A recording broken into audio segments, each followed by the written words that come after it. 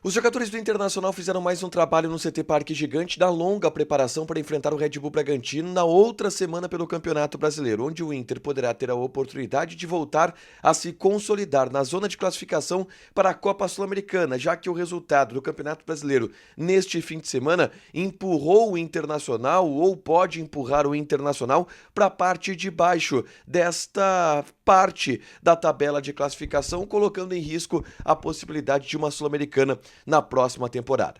A gente fala também a respeito do risco de Vitão deixar o Beira-Rio de graça a partir da sondagem de um clube europeu em cima do zagueiro. Falaremos sobre o clima quente nas eleições e a fala polêmica do presidente Alessandro Barcelos, afirmando que existia um bar que vendia bebidas alcoólicas dentro do CT da Base Colorada quando a gestão Barcelos assumiu o poder. Falaremos também a respeito das sondagens pelo meia Maurício, que pode ser vendido no final deste ano e desperta o interesse de 3 mercados ao redor do mundo. Esse é o Diário do Inter KTO deste sábado, 18 de novembro de 2023.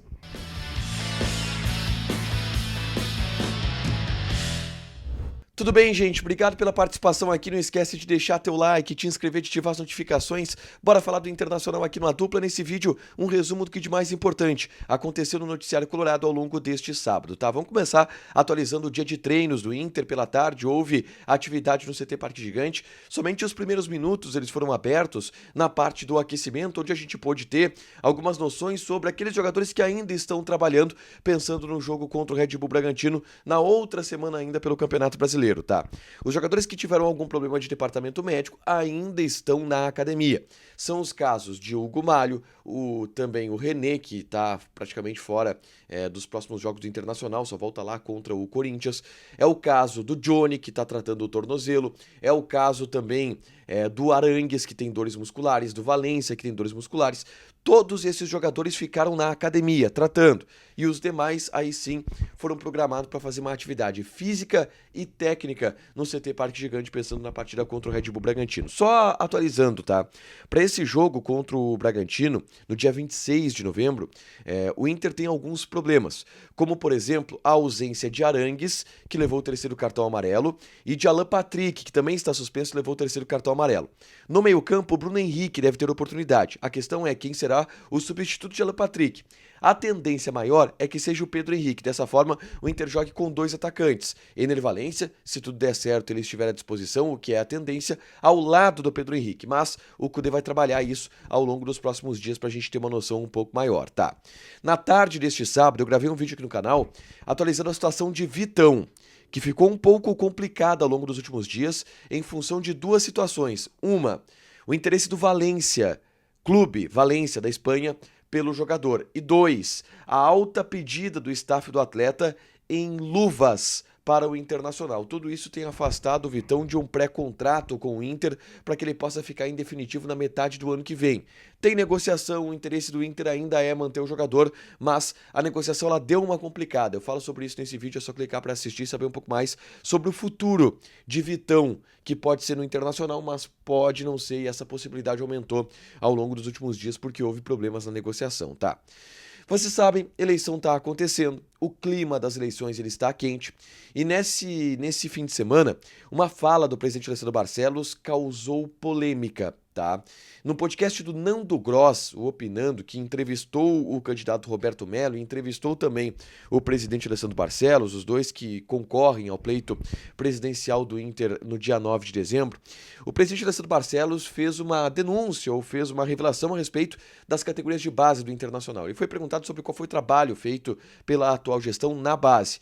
E ele contou uma história, dizendo, olha, quando a gente chegou no Inter, existia no CT da base, em Alvorada, uma licença do ginásio que licenciava o bar do ginásio para uma empresa. E esse bar do ginásio, ele era alugado para horários de noite, tá? O pessoal que queria jogar uma bola lá no CT da Morada dos Quero-Queros podia, e ele vendia bebida alcoólica.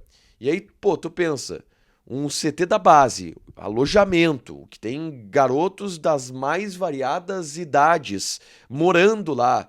No mesmo ambiente tem uma quadra que é alugada e tem um bar que vende bebida alcoólica. É complicado, né? E aí o presidente falou sobre isso, denunciou isso ou revelou isto, na verdade, e isso causou uma grande repercussão. A antiga gestão, a gestão do presidente Marcelo Medeiros, ou o presidente Marcelo Medeiros em si, afirma que não sabia disso. E, obviamente, o presidente Marcelo Medeiros não, diz que não sabia detalhes a respeito de que vendiam bebida alcoólica, ele sabia da questão do aluguel do ginásio, porque o espaço ele não é do Internacional, mas de qualquer maneira o Inter conseguiu resolver essa situação, mas repercutiu muito essa fala do presidente Alessandro Barcelos. Houve por parte da oposição alguns que ficaram incomodados com a maneira como o presidente falou ou insinuou sobre o que estava acontecendo antes, enfim. E citaram também o fato do presidente Barcelos ser o vice de futebol em 2020, antes dele assumir presidente, né? Ele era o vice-presidente de futebol, mas isto é só mais um episódio da celeuma eleitoral da qual o Inter está vivendo. São muitas acusações, são muitas afirmações, tudo tentando, enfim, inflamar de alguma forma esse debate, tá? Quero falar agora sobre Maurício, porque a informação ela é trazida pelo Lucas Katsurayama, repórter da Rádio Gaúcha, uma atualização, na verdade, sobre como anda o processo do Maurício. A gente sabe, eu já falei aqui, que o Inter quer vender este jogador. A ideia é ter algo em torno de 8 milhões de euros arrecadados pelo Inter pelo atleta. O Inter tem 50% dos direitos econômicos, mas pode conseguir mais através de uma negociação com o empresário, com o André Curi, que detém um percentual maior deste jogador. E aí a ideia é vender por 10 a 15 milhões de euros, tá? Só que essa proposta ela ainda não veio. E aí o que o Lucas Katsurayama traz de novo é que outros mercados estão interessados no Maurício também. Além da Europa, e a gente sabe, por exemplo, da Atalanta, que está interessada no Maurício há bastante tempo, segundo o Lucas Katsurayama, clubes do futebol norte-americano, da Major League Soccer, e clubes do futebol mexicano procuraram o Maurício ao longo das últimas semanas. Fizeram sondagens em cima do jogador. Não avançaram com propostas, mas fizeram sondagens. Minha leitura. É bem difícil que um time desse mercado contrate o Maurício exatamente pela pedida que o Inter está fazendo. O time da Major League Soccer, clubes do futebol mexicano, não vão investir 15, 12, 13 milhões de euros pelo Maurício, até porque o desejo do jogador é ir para a Europa.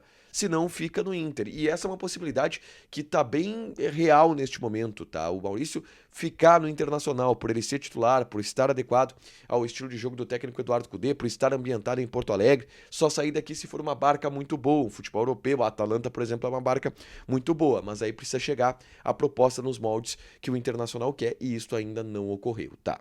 Por último, vamos falar sobre a tabela do Campeonato Brasileiro, porque o Cruzeiro venceu o Fortaleza neste sábado pelo placar de 1-0, e isso mexe um pouco na tabela de classificação, tá? O Inter ainda não perdeu posições, tá? Atualmente, o Internacional é o 13º colocado do Campeonato Brasileiro, tá? Ainda está dentro da zona de classificação para a Copa Sul-Americana, que é o objetivo neste momento do Internacional, mas é importante dizer que o Cruzeiro saiu da zona de rebaixamento e tem um jogo a menos e 3 pontos atrás do Internacional. Então, se o Cruzeiro ganhar o próximo jogo, que tem atrasado, o Cruzeiro passa o Internacional, tá? E aí o Inter cairia para 14º colocado, já ficaria em risco em relação à Copa Sul-Americana. Não foi um resultado bom para o Internacional, mas de qualquer forma, agora o Inter tem o Fortaleza na mira. O Fortaleza não disparou, o Fortaleza é o 12º e o Inter é o 13º, os dois estão empatados em 43 pontos. Se o Inter vencer, o Red Bull Bragantino consegue dar um salto importante na tabela. Para fechar, gente, vamos falar aqui de KTO, tá? Vou passar algumas odds desse sábado, por vários campeonatos Brasil afora, mundo afora, mas quero falar de Série B do Brasileirão. Guarani e ABC jogam. O odd do Guarani 1,36, empate 4,3 e o ABC está pagando 9. Joga na KTO, te registra, coloca o cupom A Dupla que tu ganha 20% de bônus em cima do teu primeiro depósito. Fechado? Deixa teu like, te inscreve, ativa as notificações que vai ter mais conteúdo aqui no canal. Beijo!